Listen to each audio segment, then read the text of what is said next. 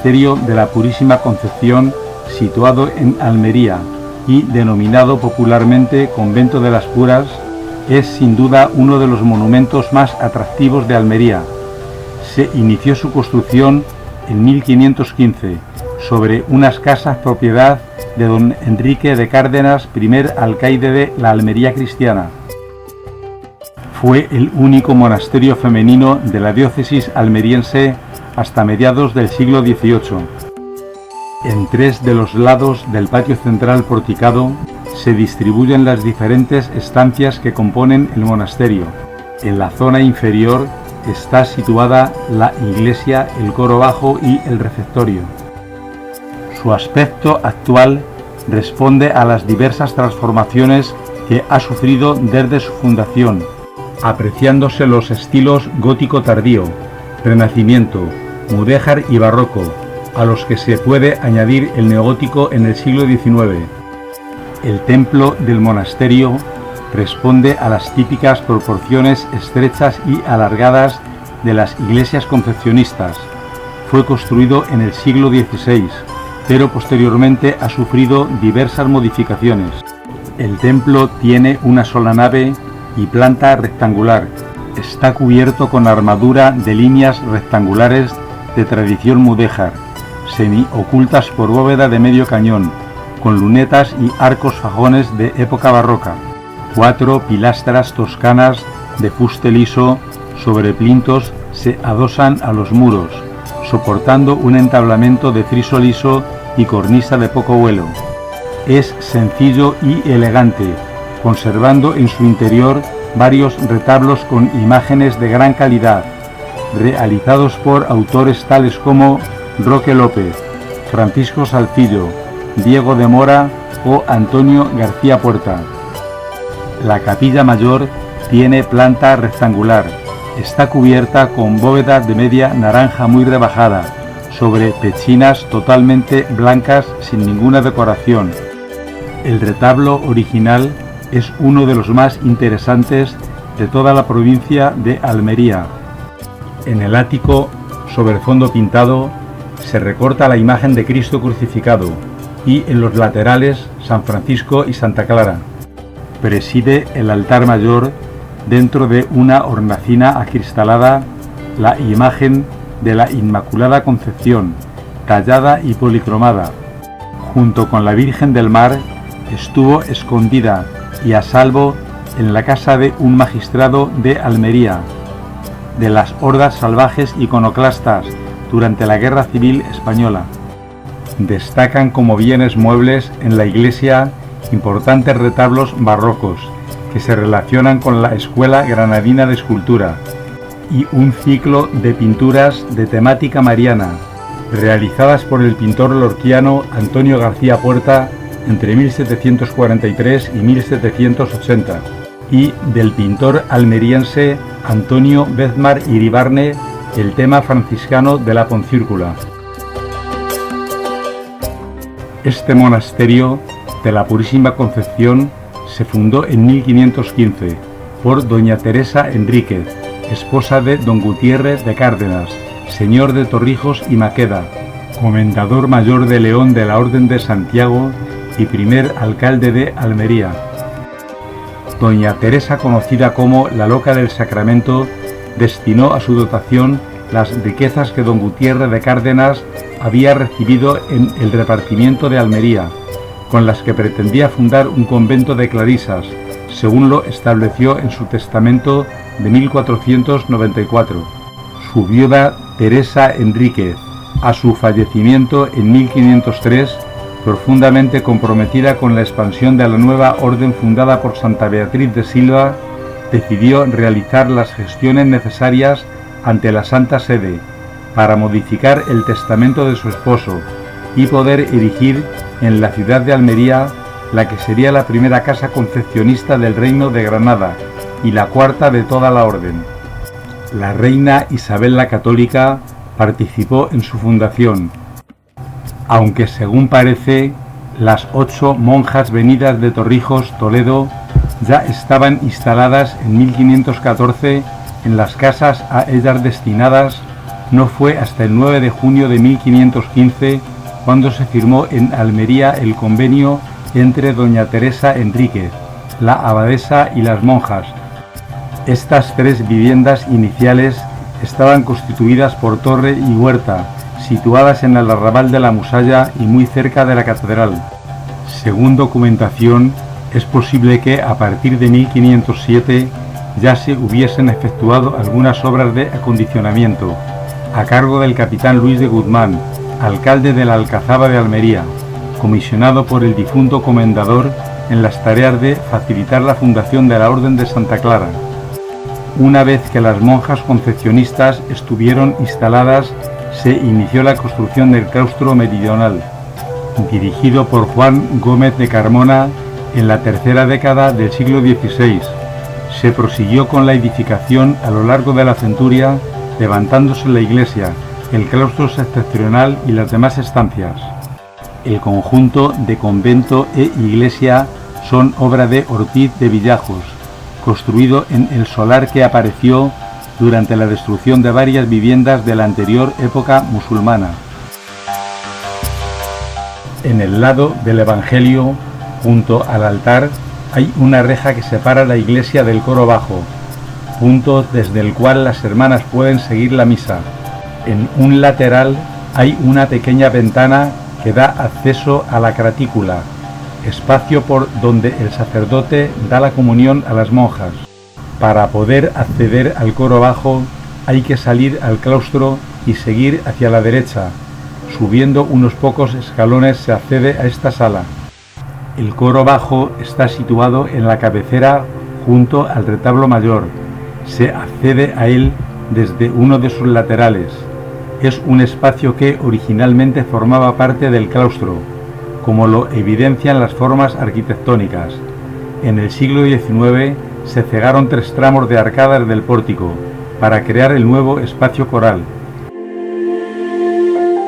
Tras un pacto de rendición firmado en la localidad de Tabernas a finales de diciembre de 1489, Almería pasó a manos de los Reyes Católicos. Esta rendición garantizaba la pervivencia de personas y edificios, excepto la propiedad y titularidad de los muebles, tales como palacios, edificios de gobiernos y mezquitas, que cambiaron de propietario y de uso, siendo esto mismo lo que ocurrió con el que fuera palacio del comendador León Gutiérrez de Cárdenas, que acabó siendo transformado en este Real Monasterio de Concepcionistas Franciscanas. El refectorio está situado al otro lado del claustro, en la pared opuesta al templo. Se accede a él tras pasar la zona de la crujía, uno de los espacios más interesantes del convento. La crujía separa el claustro sur del septentrional y el obrador, que permanecen todavía cerrados al público. Esta magnífica sala tiene planta rectangular, está cubierta por un alfarje. El asiento corrido, formado por un poyo de piedra adosado a los muros, soluciona la colocación del mobiliario. Es un espacio de uso compartido, destacando entre otros motivos las pinturas más antiguas de iconografía compleja que tiene el monasterio y las más antiguas. Están muy desgastadas por el paso del tiempo, pero aún consiguen permanecer de forma visible sobre la cal de las paredes, formando un conjunto de pinturas murales que se extienden por todo el perímetro de la sala, realizadas unas al fresco y otras al óleo, sin conformar un plan unitario, sino que se han realizado en momentos distintos. Pueden corresponder en su mayor parte a finales del siglo XVII, ateniéndonos a algunas fechas que están inscritas en el alfarje. Fueron realizadas por las propias monjas de clausura y representan diferentes escenas bíblicas. Al entrar en este lugar se aprecia la forma original de vida de este monasterio de clausura. Es una única oportunidad para poder imaginar cómo transcurrían los tiempos de antaño entre estas paredes. Hasta la apertura de la instalación para las visitas ha sido el comedor de las monjas de clausura, trasladándose las que en aquel momento residían en el convento a otra habitación más confortable y funcional.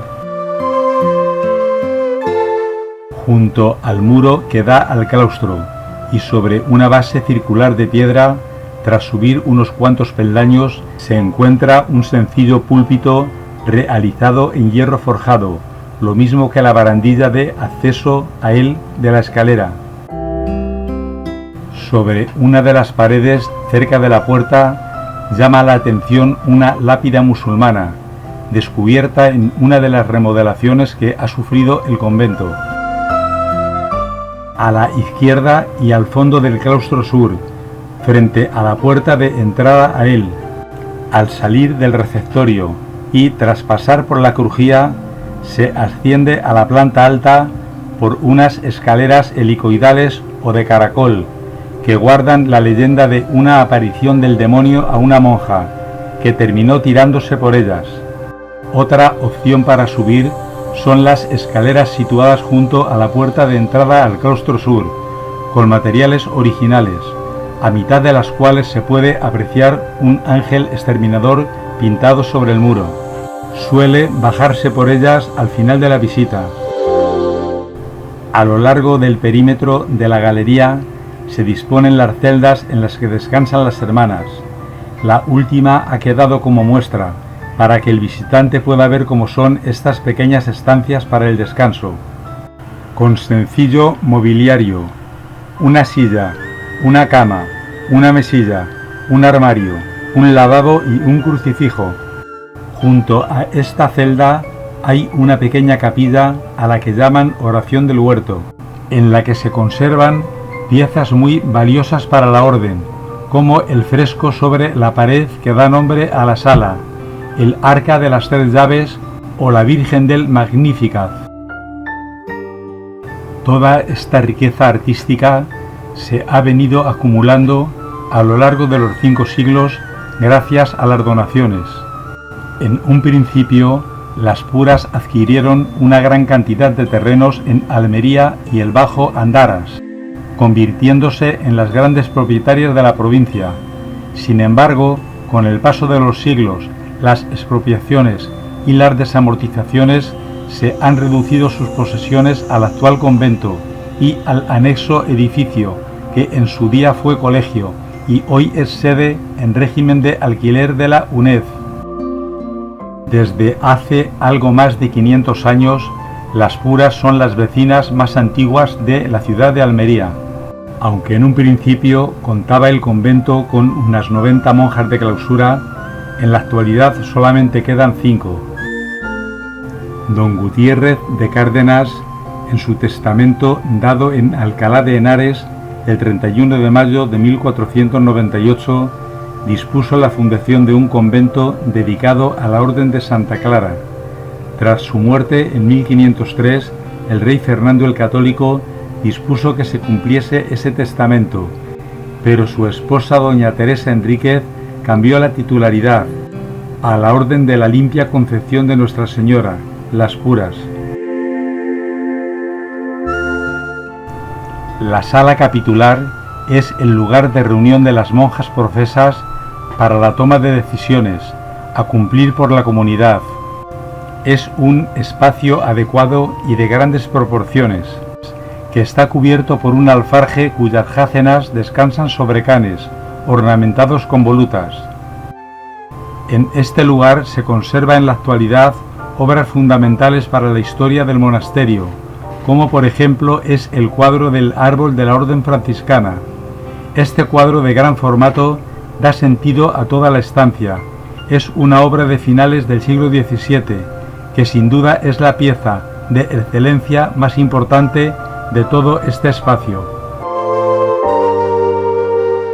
Con la conquista cristiana de Almería y expulsión de los musulmanes que dominaban la ciudad, la corona de Castilla entregó varios terrenos a don Gutiérrez de Cárdenas, uno de los grandes jefes militares de los reyes católicos, entre ellos 3 pequeñas fincas de recreo, almunias, de 3 moros importantes en el barrio de la Musaya. Inicialmente había 3 huertas con sus respectivas casas y torres en el terreno donde se construyó este monasterio y que ocupaban las manzanas correspondientes a las actuales calles de Cervantes, Eusebio Arrieta, Sánchez Toca y Plaza de San Fernando, actual Plaza Administración Vieja, dejando fuera el ya desaparecido Colegio Diocesano, con lo que se ocupaba toda la manzana. Durante la ocupación napoleónica, hacia 1810, la orden fue expulsada del convento. La desamortización de Mendizábal de 1835 provocó que la comunidad perdiera todos sus bienes, excepto el monasterio. En 1889 se construyó una escuela en parte del jardín. Al estallar la Guerra Civil Española de 1936, las monjas fueron expulsadas del monasterio, quedando convertido en cuartel de milicias hasta el final de la contienda, momento en que las concepcionistas recuperaron su casa, a pesar también de reutilizarse las instalaciones como hospital y almacén. Se salvó de la quema, excepto su riquísimo archivo. El conjunto monástico fue objeto de una importante restauración entre los años 2000 y 2001, según proyecto del arquitecto Eduardo Blanes Arrufat. Diversas actuaciones inadecuadas realizadas durante el siglo XX habían acelerado el deterioro impuesto por el paso del tiempo y la falta de un mantenimiento adecuado. Con esta actuación se han abierto las estancias privadas que, excepto la iglesia, siempre han estado cerradas, por lo que su auténtico descubrimiento ha supuesto un indudable hallazgo de extraordinaria arquitectura del siglo XVI, que enriquece sin duda la imagen histórica de una ciudad tan destruida por actuaciones excesivas y a menudo sin sentido en la provincia de Almería. Desde la sala capitular, tras subir 4 peldaños, se accede al coro alto. Está situado a los pies de la iglesia. Desde él se observa la nave del templo a través de una celosía, apreciándose desde esta altura una magnífica vista de la nave de la iglesia en todo su esplendor. Desde este lugar, las monjas, sin ser vistas por el público, asistían a todos los actos litúrgicos, participando en los cánticos del coro. Destaca en esta sala su artesonado mudéjar original, un atril de lectura del siglo XVI, y la peculiar silla abacial, con forma similar a un retablo acristalado. En las estancias de esta planta alta es donde se concentra el mayor patrimonio de arte sacro. Los más destacados se encuentran en el coro alto, con representaciones pintadas o esculpidas de la Inmaculada Concepción, Sagrado Corazón de Jesús, Sagrado Corazón de María, San Francisco, Teresa Enríquez o Beatriz de Silva. Esta santa, junto con Beatriz Galindo la Latina, supuesta maestra de la reina Isabel la Católica, y sus hijas, iniciaron la gran transformación de los conventos femeninos, creando la Orden de la Inmaculada Concepción o concepcionistas. No se debió a ningún milagro, sino a la acción decidida de algunos almerienses, quizás al respeto reverencial que inspiraban las monjas a las masas revolucionarias en la contienda de julio de 1936 y el inevitable concurso del azar, preservaron la casi totalidad del monumento y de su contenido, que tampoco fue saqueado. El resto de los edificios religiosos de la capital almeriense ardió hasta los cimientos. No se salvaron ni enseres ni inmuebles. En 1992, el monasterio fue declarado Bien de Interés Cultural, con categoría de monumento.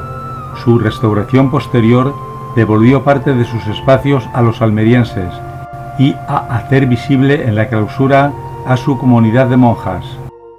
Actualmente es uno de los conventos mejor conservados en España, con 500 años de presencia ininterrumpida en Almería. Es más antiguo que la catedral, el hospital o los edificios del ayuntamiento y la corte. Toda esta serie de instalaciones dispuestas en torno a la iglesia y al claustro sur, forman una pequeña ciudad, desconocida durante poco más de 5 siglos, y que muestra ahora gran parte de su historia al turista local o visitante de fuera.